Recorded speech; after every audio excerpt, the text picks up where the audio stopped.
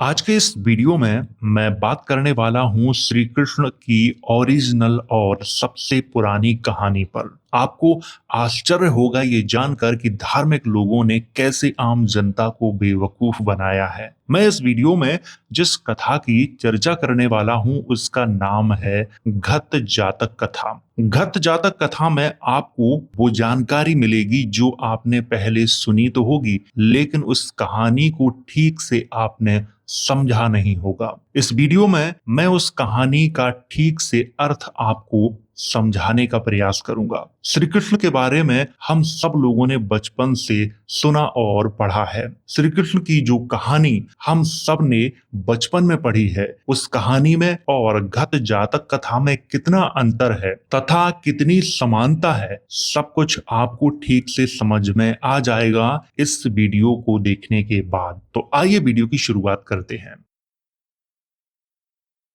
तो वीडियो की शुरुआत यहां से करेंगे। घत जातक कथा। एक बार जमींदार के बेटे की मृत्यु हो गई तो वह इतना उदास हो गया कि उसने खाना पीना, नहाना और भगवान बुद्ध के दर्शन करना बंद कर दिए। अगली सुबह अपना भिक्षाटन पूरा करने के बाद भगवान बुद्ध जमींदार के घर गए और उन्होंने उससे पूछा, क्या तुम दुखी हो? जमींदार ने उत्तर दिया, भगवान मैं बहुत दुखी हूँ। तब तथागत बुद्ध ने जमींदार को अपने पूर्व जन्म की कथा सुनाई। यहाँ पर आपको ध्यान से समझना है, अपने पूर्व जन्म की कथा सुनाई। वो कथा इस प्रकार है। किसी समय में, यहाँ पर समय निश्चित नहीं है, किसी समय में उत्तरापथ के असितांजना नगर में महाकंस नामक राजा राज्य करता था। उसके कंस और उपकंस नामक दो पुत्र तथा देवगब्भा नामक एक कन्या। भविष्य कथन करने वाले बमणों ने कहा कि इस कन्या से जो पुत्र होगा वह उसके परिवार के नाश का कारण होगा। राजा को अपनी कन्या से बहुत स्नेह था, अतः उसने कन्या का वध न कराकर भविष्य का निर्णय उसके भाइयों पर ही छोड़ दिया। महाकंस के मरने पर उसका पुत्र कंस राजा हुआ और उपकंस उसके प्रतिनिधि के रूप में कार्य करने लगा। दोनों भाइयों ने सोचा कि देवगब्भा की हत्या करने से जनता में अपकीर्ति होगी, यानी बदनामी होगी। अतः उन्होंने निश्चय किया कि उसे आजन्म अविवाहित रखा जाए तथा किसी पुरुष से उसे मिलने न दिया जाए। इस योजना के अनुसार देवगब्भा को एक पृथक यानी अलग भवन में कड़े पहरे में रख दिया गया तथा उसकी परिचर्या के लिए नंदगोपा नाम की एक दासी और उसके पति अंधक वेणु को भी उसी भवन में रखा गया। अंधक वेणु को आदेश था कि वह किसी अन्य पुरुष को भवन में न आने दें। यहाँ पर जो अंधक वेणु लिखा हुआ है इसको आपको ध्यान रखना है। वैसे इतिहास में इसकी बहुत चर्चा की जाती है। अंधक वेणु के बारे में मैं किसी और वीडियो में आपको विस्तार से बताऊंगा। यहाँ पर मैं केवल घत जातक कथा की बात करूंगा ताकि आसानी से आपको ये कथा समझ में आ जाए। उसी समय मथुरा प्रदेश के उत्तरी भाग में महासागर नामक राजा राज्य करता था। उसके सागर और उपसागर नामक दो पुत्र थे। पिता की मृत्यु के पश्चात सागर राजा हुआ और उपसागर उसके प्रतिनिधि के रूप में कार्य करने लगा। उपसागर और उपकंस में मित्रता थी। यहाँ पर आपको ध्यान रखना है, उपसागर और उपकंस में मित्रता थी। दोनों ने साथ साथ ही गुरु के आश्रम में विद्या अध्ययन किया था। किसी कारणवश सागर अपने छोटे भाई के आचरण से असंतुष्ट हो गया और उपसागर भागकर अपने मित्र उपकंस के पास चला आया। कंस और उपकंस ने उसे बड़े सम्मान के साथ अपने यहाँ रख लिया। उपसागर को जब देवगब्भा के विषय में सब बातें मालूम हुई तो उसे देखने की उत्सुकता हुई। एक दिन उसने दासी नंद गोपा को कुछ स्वर्ण देकर देवगब्भा से मिलने का प्रबंध कर लिया। इस प्रकार उपसागर और देवगब्भा का गुप्त रूप से मिलन होता रहा, परंतु जब देवगब्भा की माता बनने का समय आया तब इस रहस्य को छिपाया ना जा सका। कंस और उपकंस ने फिर भी अपनी बहन की हत्या करना उचित न समझा। उन्होंने उपसागर के साथ देवगब्भा का विवाह कर दिया, परंतु शर्त ये रखी कि उसकी संतान पुत्र होगी तो वे उसका वध अवश्य कर देंगे। हाँ, पुत्रियों की प्राण रक्षा की जाएगी। समय आने पर देवगब्भा ने एक कन्या को जन्म दिया। इससे कंस और उपकंस को प्रसन्नता हुई और उन्होंने उसका नाम अंजना रखा। अंजना के भरण पोषण के लिए कंस ने गोबद्धमान नामक गांव उपसागर को दे दिया। यहाँ पर गोबद्धमान का मतलब है गोवर्धन। यहाँ पे ये चीज आपको ध्यान रखनी है। इस प्रकार देवगब्भा अपने पति के साथ गोबद्धमान गांव में सुखपूर्वक रहने लगी। ट्रांसलेटर क्या करते हैं, सीधा गोवर्धन लिख देते हैं, जबकि पाली भाषा में वहां आधा रा का प्रयोग नहीं होता है। कुछ दिन पश्चात देवगब्भा को एक पुत्र तथा दासी नंद गोपा को एक कन्या उत्पन्न हुई। पुत्र के प्राणों की रक्षा करने के लिए दासी नंद गोपा की कन्या को स्वयं लेकर देवगब्भा ने अपना पुत्र उसे दे दिया और कन्या के जन्म की सूचना अपने भाइयों के पास भिजवा दी। कन्या के जन्म की बात सुनकर उसके भाइयों ने कोई बाधा उपस्थित नहीं की। इसी प्रकार देवगब्भा के 10 पुत्र दासी नंद गोपा के यहाँ पलकर बड़े हुए। दासी नंद गोपा की 10 कन्याओं का पालन पोषण देवगब्भा ने किया। देवगब्भा के 10 पुत्रों के नाम इस प्रकार रखे गए। सबसे बड़े पुत्र का नाम था वासुदेव, दूसरे का था वलदेव, वलदेव को ही बलराम कहा जाता है। तीसरे का नाम था चंद्रदेव, चंद्रदेव को ही चंद्रदेव लिखा जाता है। चौथे का नाम था सूर्यदेव और सूर्यदेव को सूर्यदेव लिखते हैं। पांचवे का नाम था अग्निदेव, अग्निदेव को अग्निदेव लिखा जाता है। वास्तविक जो नाम है वो अग्निदेव है। छठवे का नाम था वरुण देव, वरुण का नाम तो वरुण ही मिलता है, बौद्ध धर्म में भी मिलता है, हिंदू धर्म में भी मिलता है और पारसी धर्म में भी वरुण नाम मिलता है। सातवें का नाम था अर्जुन, अर्जुन को क्या लिखा जाता है, अर्जुन। आठवें का नाम था पज्जुन, नौवे का नाम था घत और घत के नाम से ये कथा है, घत जातक। अब घत किसका नाम है वो मैं आपको आखिरी में बताऊंगा। और 10वें का था अंकुर और एक लड़की थी जिसका नाम था अंजना। लोक में ये 10 भाई अंधक बेणु के पुत्र के नाम से ही प्रसिद्ध थे। ये 10 भाई शरीर से अत्यंत बलवान, क्रूर और क्रोधी थे। बड़े होने पर वे लूट मार करने लगे। कई बार उन्होंने राजा को भेंट में दी जाने वाली वस्तुएं भी लूट ली। लोगों ने जाकर कंस से कहा, महाराज अंधक बेणु के बेटे भयंकर उत्पात करते हैं, राज्य सुरक्षित नहीं है।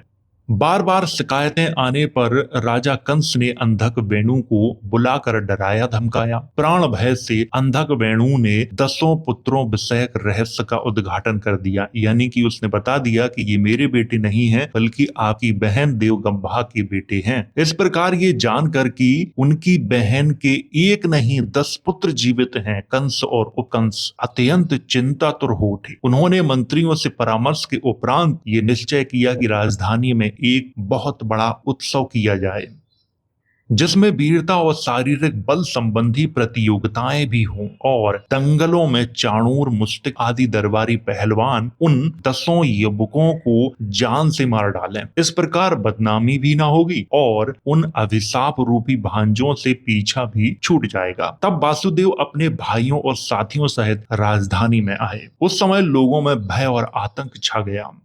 उन्होंने बाजार लूट लिया और अच्छे अच्छे वस्त्र और आभूषण धारण करके उत्सव स्थल पर आए। इस समय दंगल देखने के लिए उत्सव स्थल में नर नारियों की अपार भीड़ एकत्रित हो गई थी। पहली कुश्ती बलदेव और चाणूर की हुई। बलदेव ने संकल्प किया कि वे चाणूर को हाथ से न छुएंगे, अतः उन्होंने हाथी के आगे से घास उठाकर उसकी रस्सी बट ली यानी बना ली और उसे चाणूर के पेट के आसपास लपेट कर उसे ऊपर उछाल दिया।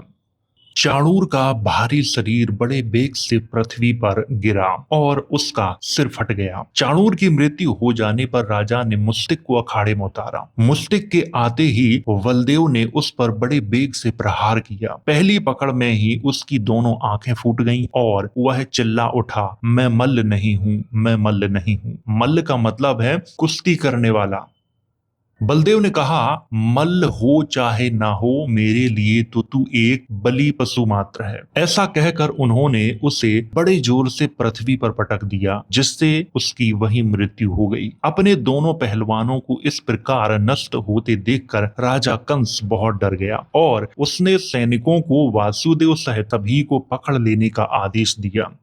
इसी समय वासुदेव ने अपना चक्र फेंका और कंस तथा उपकंस दोनों के सिर कटकर पृथ्वी पर गिर पड़े। भयभीत जनता ने वासुदेव के चरणों पर गिरकर उनसे रक्षा की प्रार्थना की। इस प्रकार वासुदेव ने अपने भाइयों के साथ मिलकर अपने मामा कंस और उपकंस की हत्या करके असितांजना नगर में अपने माता पिता को पुनः प्रतिष्ठित किया। तो इस प्रकार कंस और उपकंस की हत्या वासुदेव के द्वारा की गई।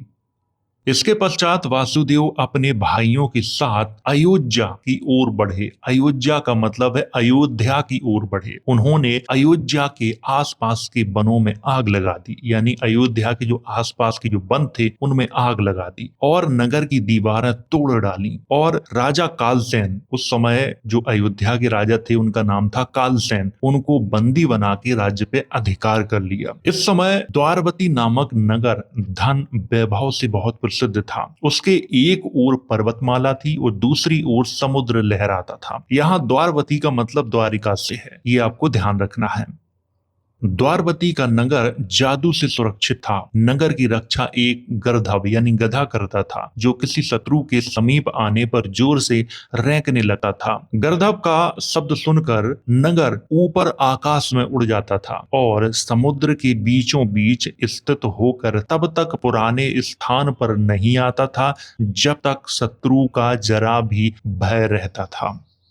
वासुदेव ने अपने भाइयों और साथियों के साथ कई बार द्वारवती पर आक्रमण किया, परंतु उस पर अधिकार करना संभव न हो सका। उस समय द्वारवती के निकट के वन में कान्हा दीपायन नाम के एक मुनि रहते थे। 10 भाइयों ने जाकर उन्हें प्रणाम किया और द्वारवती पर अधिकार करने की बात पूछी। यहाँ पर कान्हा दीपायन का नाम आया है। कान्हा दीपायन को ही हिंदू ग्रंथों में कृष्ण द्वैपायन लिखा हुआ है, यानी वेद व्यास। ये आपको ध्यान रखना है, नाम परिवर्तित किया गया है, इसे आपको समझना है।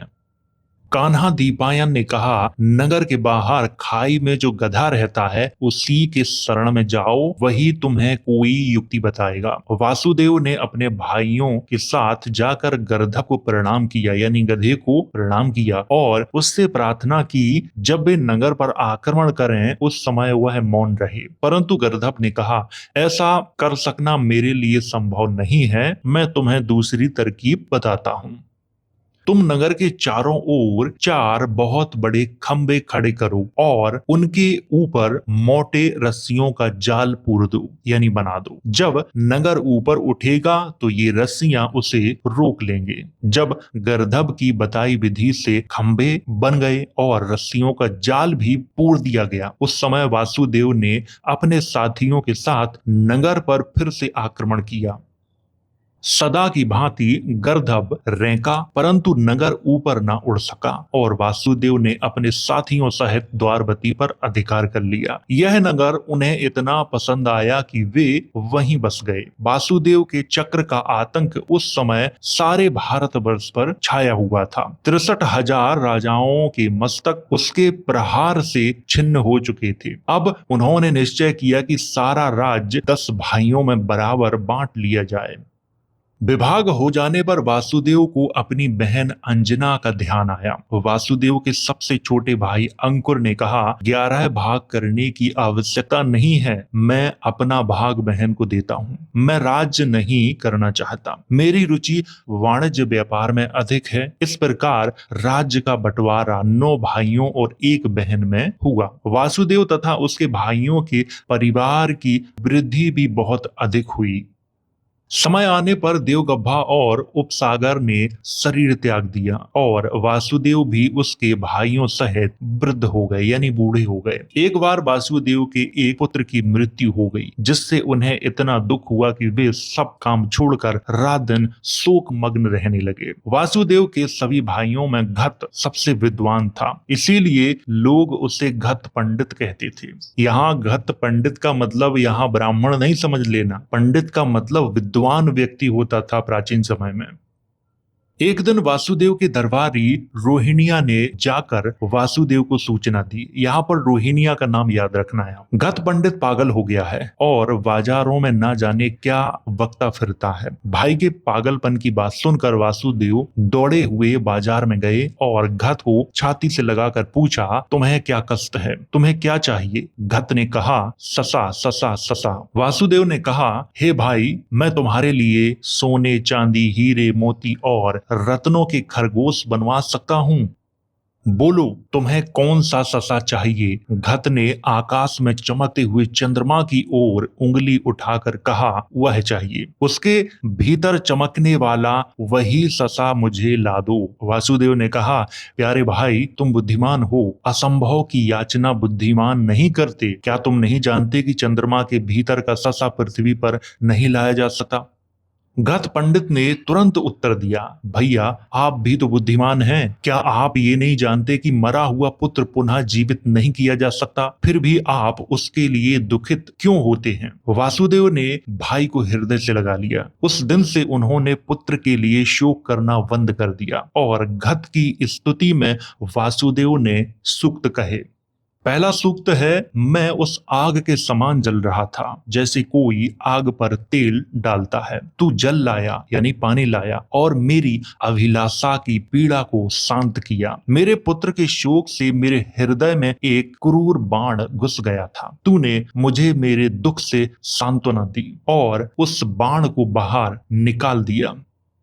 जैसे वह तीर निकाला गया, मैं दर्द से मुक्त और शांत हो गया हूँ। हे युवा, आपके द्वारा कहे शब्दों से मैं मुक्त हो गया। अब मैं शोक नहीं करता और ना ही रोता हूँ। इस प्रकार राजकुमार गत ने वासुदेव को सांत्वना दी। कथा के अंत में तथागत ने कहा, इस जन्म में सारी पुत्र वासुदेव था और मैं तो गत पंडित था ही। यहाँ पर आपको बहुत ध्यान से समझना है। तथागत बुद्ध ने जमींदार को जो कथा सुनाई, उस कथा में गत जो थे वो स्वयं तथागत बुद्ध थे और वासुदेव कौन? ये सारी पुत्र थे। सारी पुत्र तथागत बुद्ध के शिष्य थे। सारी पुत्र पूर्व जन्म में वासुदेव थे और उसी जन्म में वासुदेव के भाई गत थे जो कि बहुत बुद्धिमान थे और वासुदेव का सारा जो दुख था वो दूर कर दिया था। आमतौर पे जो गत जातक कथा है आपको इतनी ही मिलेगी। आगे की गत जातक कथा अगर आपको जाननी है तो वो भी मैं आपको सुनाता हूँ कि वासुदेव का अंत कैसे हुआ, उनके वंश का विनाश कैसे हुआ, वो भी अगर जानना है तो मैं आपको वो भी बताता हूँ। वासुदेव की मृत्यु और उनके वंश का विनाश। कुछ समय बीत जाने के बाद वासुदेव के भाइयों के बेटे तपस्वी कान्हा दीपायन की परीक्षा लेने गए। उन्होंने एक युवा लड़के को गर्भवती दिखाने के लिए उसके पेट के चारों ओर कपड़ा बांध दिया और तपस्वी से पूछा, यह महिला कब बच्चे को जन्म देगी? उसी क्षण तपस्वी कान्हा दीपायन ने भविष्यवाणी की, 7 दिनों में गर्भवती बबूल की लकड़ी की एक गांठ निकाल देगा। ये कहा था। यहाँ कान्हा दीपायन का नाम आया है। कान्हा दीपायन को ही हिंदू ग्रंथों में क्या लिखा है? कृष्ण द्वैपायन लिखा हुआ है और उन्हें ही वेद व्यास कहा जाता है। नाम बदले हैं, कुछ भी नहीं बदला है। इसीलिए मैं कहता हूं कि आज जो अपने आप को सनातनी कहते हैं, जो हिंदू कहते हैं, वो कोई और नहीं, ये महायानी ही हैं। और उस गांठ को तुम भले ही जलाकर राख कर देना और नदी में फेंक देना, वह गांठ तुम्हारे वंश को नष्ट कर देगी। तपस्वी कान्हा दीपायन की भविष्यवाणी सुनकर लड़कों ने निर्णय लिया कि इस हास्यास्पद उत्तर से साबित हो गया है कि तपस्वी धोखेबाज है। इसीलिए उन्होंने तपस्वी कान्हा दीपायन को मार डाला, यानी वेद व्यास को मार डाला। क्यों मार डाला? क्योंकि उन लड़कों ने जो पूछा था, कान्हा दीपायन ने उसका सीधा उत्तर नहीं दिया था और उन लड़कों ने सोचा कि ये तो लड़का है, इसको बच्चा पैदा हो नहीं सकता। और तपस्वी ने कह दिया है कि 7 दिनों के बाद ये बबूल की लकड़ी की गांठ निकाल देगा। ये तो हास्यास्पद उत्तर हुआ। इसी कारण उन लड़कों ने क्या किया था कि कान्हा दीपायन यानी वेद व्यास की हत्या कर डाली थी। यहाँ पर आपको एक बात और बता देता हूँ, कृष्ण द्वैपायन और वेद व्यास नाम बहुत बाद के हैं। सबसे जो प्राचीन नाम है वो कान्हा दीपायन ही है। इसीलिए मैं कहता हूँ कि अगर आपको वैदिक धर्म का इतिहास जानना जानना है तो बुद्ध के धम्म का अध्ययन करो, उनके ग्रंथों को पढ़ो। वहां पे आपको जो मूल इतिहास है वो आज भी देखने को मिलता है। वहां से तुम सब कुछ जान सकते हो। दोनों धर्मों के अंदर कहानियां एक जैसी ही मिलेंगी आपको, थोड़ा बहुत फर्क है, ज्यादा फर्क नहीं है। कुछ अतिशयोक्ति बातों की चर्चा आपको वैदिक ग्रंथों में मिलेगी, कुछ अतिशयोक्ति बातों की चर्चा आपको बौद्ध ग्रंथों में मिलेगी। अतिशयोक्ति बातों की चर्चा दोनों धर्मों में की गई है, लेकिन मूल इतिहास अगर आपको जानना है तो बुद्ध के धम्म के ग्रंथों को आपको पढ़ना ही पड़ेगा। वहीं पर आपको सबसे पुरानी जो कहानी है वो पढ़ने को मिलेगी। आइए आगे बात करते हैं।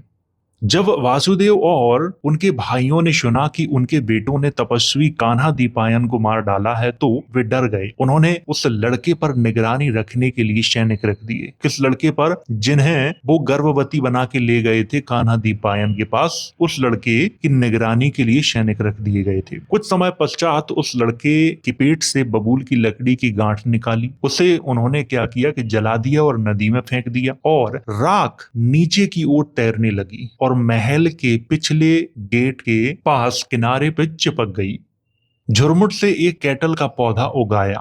एक दिन दोनों भाई नदी के किनारे तैरने और आराम करने के लिए महल के पिछले गेट से बाहर गए। वे कुश्ती करने लगे और मामला बढ़ गया। भाइयों ने एक दूसरे को मारना शुरू कर दिया। दूसरे भाइयों ने भी वैसा ही किया और वे एक दूसरे को पीट पीट कर मार डालने लगे। यहाँ पर थोड़ी सी कहानी ऐसी भी है कि जब वो पिछले गेट से बाहर गए तो उन्होंने उस कैटल के पौधे से एक पत्ता तोड़ लिया था। उस पत्ते से अचानक से उनके अंदर परिवर्तन आया और वो लोग आपस में लड़ने लगे और एक दूसरे की हत्याएं करने लगे, क्योंकि कान्हा दीपायन ने भविष्यवाणी की थी।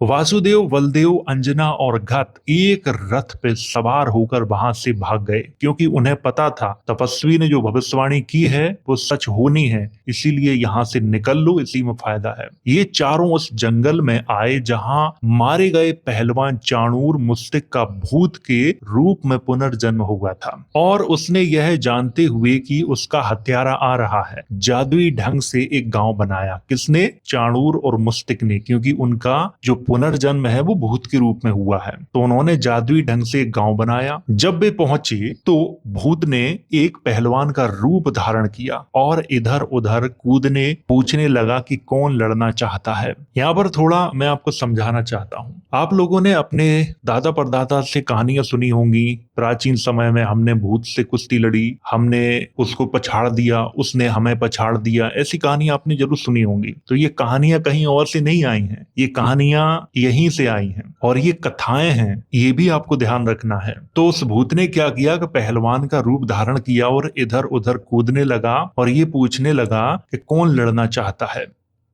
बलदेव ने वासुदेव की सलाह को नजरअंदाज कर दिया और चुनौती स्वीकार कर ली। वासुदेव ने मना किया था कि मत लड़ो कुश्ती, बलदेव माने ही नहीं। जैसे ही बलदेव ने अखाड़े में कदम रखा, भूत ने उसे अपने हाथ से पकड़ लिया और उसे मूली की तरह निगल लिया, यानी उसकी हत्या कर दी। किसकी? बलदेव की। ये देखकर वासुदेव, अंजना और घत जंगल से भाग गए, क्योंकि उन्हें पता था इन भूतों से हम जीतेंगे नहीं। पूरी रात घुड़सवारी करते रहे और सूर्योदय के समय एक सीमांत गांव में पहुंचे। वासुदेव गांव के बाहर एक झाड़ी के नीचे लेट गए और अपनी बहन अंजना और घत को भोजन लाने के लिए भेज दिया। कहां? गांव में। उसी समय जरा नाम के एक शिकारी ने बुढ़ी को हिलते देखा और यह मानकर कि उसमें एक जंगली सुअर है, अपना भाला फेंक दिया, जो वासुदेव के पैर में लग गया और उसे बहुत दर्द हुआ। जब शिकारी ने वासुदेव की चीख सुनी तो वह डर कर भाग गया, लेकिन वासुदेव ने उससे कहा कि वापस आओ, डरो मत। वासुदेव ने शिकारी से अपने घाव पर मिट्टी की पट्टी बांधने को कहा और फिर उसे जाने दिया, ये जानते हुए कि मेरी मृत्यु निश्चित है, क्योंकि भाला लग गया है, अब बचेंगे नहीं। राजा वासुदेव ने अपनी बहन अंजना को शेष जीवन जीने के लिए सलाह दी और उसे विदा कर दिया। इसके तुरंत बाद वासुदेव की मृत्यु हो गई और इस तरह से वासुदेव के वंश का अंत हुआ। कथा के अंत में तथागत ने कहा, इस जन्म में सारीपुत्र वासुदेव था और आनंद रोहिणिया था और मैं तो घत पंडित था ही। यहाँ से आपको समझ में आया कि ये वासुदेव की मूल कथा है। इसी कथा को बढ़ा चढ़ा के लोगों के सामने प्रस्तुत किया गया है। नाम कुछ जगह पे बदल दिए गए हैं, कुछ जगह पे और पात्रों को शामिल कर दिया गया है। जैसे यहाँ पर घत को वासुदेव का भाई माना गया है और घत ने वासुदेव को बहुत अच्छे से समझाया था। जब वासुदेव के पुत्र की मृत्यु हो गई थी तब वो बेचैन रहने लगे थे। तो जो यहाँ पे घत की बात की गई है वो तथागत बुद्ध थे। और मुझे लगता है कि आज जो हम श्री कृष्ण की कहानी पढ़ते हैं या सुनते हैं उसमें जो सुदामा नाम का जो पात्र है वो घत ही है, ऐसा मेरा मानना है। क्योंकि इस कहानी में सुदामा नाम का कोई पात्र है नहीं। जैसे आजकल हम सब देखते हैं कि सुदामा को श्री कृष्ण गले से लगा रहे हैं, ठीक यही काम उन्होंने किसके साथ किया था? घत के साथ किया था। घत उनका भाई था, लोग उसे पागल समझते थे, लेकिन घत ये सब किसके लिए कर रहा था? वासुदेव के लिए, क्योंकि वासुदेव बहुत चिंता में रहते थे, उनके पुत्र की मृत्यु हो गई थी। उस दुख से दूर करने के लिए घत ने पागलपन का एक नाटक किया था ताकि वासुदेव को समझाया जा सके। इसीलिए इस कथा का नाम है घत जातक कथा। ये मूल घत जातक कथा है, उसी का हिंदी अनुवाद मैंने यहाँ पे पढ़ाया है। अंत में मैं आप लोगों से एक बात कहूंगा कि धर्म और जाति के नाम पर जो आपस में द्वेष पाल रखा है इसे बंद करो। ये एक षड्यंत्र है लोगों को आपस में लड़ाने का, क्योंकि हमारे यहाँ आस्था का व्यापार किया जाता है, आस्था के साथ खिलवाड़ किया जाता है। क्योंकि आप लोग जब जाति और धर्म के नाम पे आपस में लड़ेंगे तो इन आस्था के व्यापारियों को उससे फायदा होता है। इसीलिए वो ये खुद चाहते हैं कि आप लोग आपस में लड़ें और कभी एक ना हो। तो इसीलिए आप लोग सावधान रहें।